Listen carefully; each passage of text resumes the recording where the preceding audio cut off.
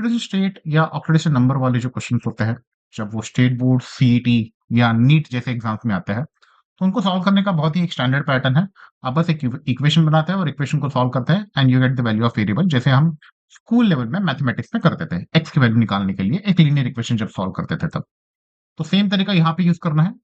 इसके लिए आपको जो बाकी के एटम्स है, जैसे इस केस में फास्फोरस का पूछा गया है, तो हमें हाइड्रोजन ऑक्सीजन का ऑक्सीडेशन नंबर मालूम होना चाहिए। जो डिफॉल्ट ऑक्सीडेशन नंबर है वो मालूम होना चाहिए। सो इन दिस केस फास्फोरस का हमें पूछा गया है, तो हाइड्रोजन का हम ले लेंगे +1, ऑक्सीजन का आ जाएगा -2। अब ये कैसे किया? तो हमारे पास ऑक्सीडेशन नंबर का चार्ट बोलने से अच्छा विल से कि किताब में हम बहुत सारे मॉलिक्यूल्स या बहुत सारे ऑक्सीडेशन नंबर के जब क्वेश्चन सॉल्व करते हैं, तो हमें मालूम हो जाता है कि किसके क्या ऑक्सीडेशन नंबर लेने हैं। तो वो मैं एक सेपरेट वीडियो में आपको एक चार्ट शेयर कर दूंगा, सो दैट आप वो चार्ट देख देख के ऑक्सीडेशन नंबर के सारे क्वेश्चन सॉल्व कर सके। Now coming to this question, पहला मॉलिक्यूल ले लेते हैं H4P2O5। ओके, तो पहले हम इक्वेशन बना ले। इक्वेशन बनाने के लिए हम क्या करेंगे? हमारे पास चार हाइड्रोजन है, दो फास्फोरस है और 5 ऑक्सीजन है। 5 ऑक्सीजन है। ये ओ लिखा है मैंने। एंड दिस इज नहीं, इसको ऐसे नहीं करेंगे। इसको हम ओ को हम ऐसे लिखेंगे, ठीक है। ओ को हम ऐसे लिखेंगे, इक्वल टू 0। तो जो बड़ा है वो 0 है और जो ये छोटा सर्कल मैंने निकाला है वो ओ है ऑक्सीजन के लिए, ठीक है। अब मैंने इक्वल टू 0 क्यों लिया? बिकॉज ये एक न्यूट्रल मॉलिक्यूल है। न्यूट्रल मॉलिक्यूल, जब भी आपको न्यूट्रल मॉलिक्यूल दिया जाए, आप राइट हैंड साइड में 0 ले लीजिएगा। लेट्स से कि कभी आपको ऐसा मिलता है, मान के चलते हैं कि NH4+। अब NH4+ एक आयन है, एक न्यूट्रल मॉलिक्यूल नहीं, इस पे प्लस चार्ज है। तो इसकी इक्वेशन अगर हमें बनानी हो तो हम लिखेंगे एक नाइट्रोजन है और 4 हाइड्रोजन है is equals to +1। This is how you will make the equation, ठीक है। तो जनरली आपको न्यूट्रल मॉलिक्यूल ही मिलेंगे और हमेशा मोस्ट ऑफ द टाइम ऐसा होगा कि आपके राइट हैंड साइड में 0 ही आएगा ना। अब हाइड्रोजन की ऑक्सीडेशन नंबर हमें पता है, यहाँ पे हमने लिखा है +1। फास्फोरस की हमें निकालनी है और ऑक्सीजन की है -2। तो वहां पे हम -2 डाल देंगे इज इक्वल्स टू 0। जो हमारा वेरिएबल है या फिर जिसकी ऑक्सीडेशन नंबर हमें निकालनी है, उसको हम अकेला छोड़ देते हैं और बाकी लोगों को सॉल्व करके, जैसे अभी ये 4 plus -10 is equal to 0।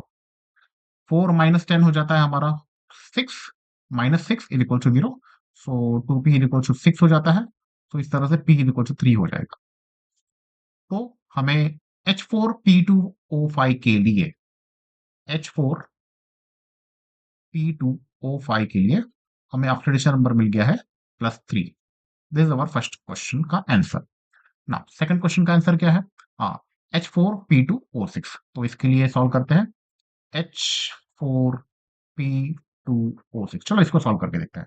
Same चीज, हमारा हाइड्रोजन का ऑक्सीडेशन नंबर है +1, ऑक्सीजन का ऑक्सीडेशन नंबर है -2, फास्फोरस का हमें निकालना है। तो सेम तरीके से करेंगे। 4 हाइड्रोजन है, 2 फास्फोरस है एंड 6 ऑक्सीजन है is equal to 0।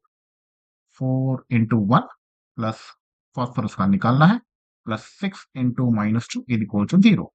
6 into -2 is -12 और ये 4 हो जाता है और 2p -8 हो जाता है is equal to 0। 2p is equal to 8 हो गया and p is equal to +4 हमारा ऑक्सीडेशन स्टेट हो जाता है H4P2O6 के लिए। तो इसी तरह से हम तीसरे का भी निकाल सकते हैं। तीसरा क्या है हमारा? H4P2O7। H4P2O7, तो इसके लिए भी हम वही करेंगे। 4 hydrogen plus 2 phosphorus plus 7 oxygen is equal to 0। तो 4 इंटू 1 प्लस 2 फास्फोरस का निकालना है, plus 7 into -2 is equal to 0। 7 into -2 is -14 और -14 प्लस 4 हो जाता है हमारा -10। So 2p -10 is equal to 0। 2p is equal to 10। तो p हो जाता है 5। सो हमारा ओरिजिनल क्वेश्चन का आंसर हो जाता है +3 for H4P2O5, +4 for H4P2O6 and +10 for, sorry +10 नहीं है, +5 है, सॉरी,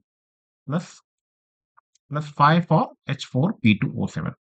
अब यहाँ पे गौर करने वाली बात यह है कि जो फास्फोरस का ऑक्सीडेशन स्टेट है, maximum oxidation state of phosphorus, वो होता है 5। मैक्सिमम ऑक्सीडेशन ऑफ फास्फोरस वो होता है +5। तो जब भी आपका कैलकुलेटेड ऑक्सीडेशन नंबर +5 या फिर जो भी कैलकुलेटेड ऑक्सीडेशन नंबर है, वो मैक्सिमम ऑक्सीडेशन नंबर के इक्वल आ जाए या लेस देन आ जाए, तो आपका ये जो भी ऑक्सीडेशन नंबर आया उसको आप सच मान के या सही मान के क्वेश्चन को टिक कर सकते हैं। मोस्टली आपके केस में आंसर सही आएगा। प्रॉब्लम कब आती है जब आपका जो कैलकुलेटेड ऑक्सीडेशन नंबर है वो फ्रैक्शन में आ जाए या फिर कभी-कभी कैलकुलेटेड ऑक्सीडेशन नंबर आपका मैक्सिमम ऑक्सीडेशन नंबर के ज़्यादा आ जाता है।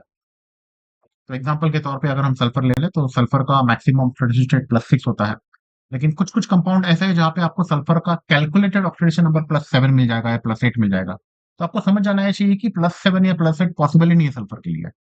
कैलकुलेशन में कुछ तो गड़बड़ है या फिर कैलकुलेशन से जो भी आपको ऑक्सीडेशन नंबर मिला है वो सही नहीं है।